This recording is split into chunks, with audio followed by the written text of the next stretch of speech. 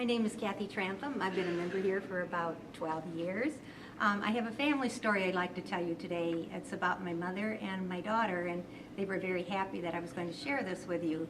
My mother is 93 years young, and she is a very energetic person, still lives alone, very independent, although she does take a nap every day.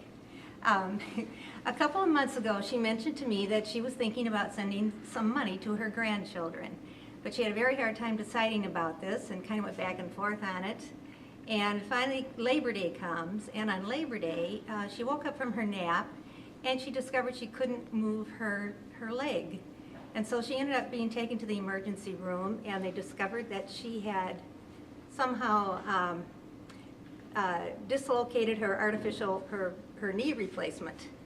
And they were able to snap this back together quite quickly, and she was able to go home that night, but they put an immobilizer on her knee. And so she wasn't able to really leave the house. And so she told me that now that she had to be confined to a chair, that she was going to go ahead and write those checks to her grandchildren, which she did. And I said, boy, I'll be happy to help you in any way I can, because I knew that my daughter was having a little bit of a hard time. My daughter's family, my daughter is a school teacher, and she's married to a musician, and they have 2 children. And they're very responsible about their finances, but this summer they ran into a number of emergencies, and they've been trying to become debt-free and to pay off their mortgage, and she was hoping in September they would have it paid off.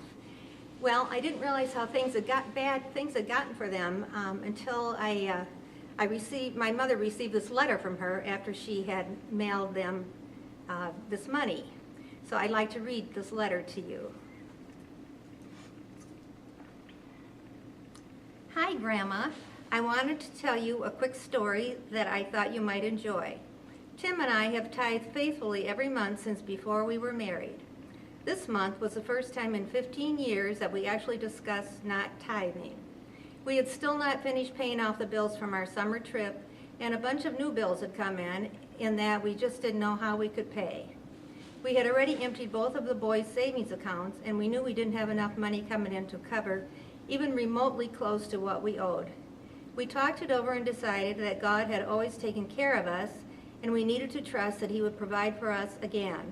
So we went ahead and gave our tithe. I've been praying since the first of this month about our money situation, but on Tuesday morning my devotional specifically talked about praying for and trusting in God's provision. So I actually took a moment during my planning period to pray again about it. The next morning I received your check in the mail. I could hardly believe it. After giving 10% back to God, it was exactly the amount that we needed to cover every bill we had this month. I just wrote the last check. Your check was not just a gift from you. I truly believe God used you to answer our prayers. The good news is that we are sending in our final mortgage payment this month. This means that our house is going to be paid off completely, and we shouldn't have to worry about any money troubles again for a long time. Soon we'll be able to pay the boys back, and life will be a bit more comfortable.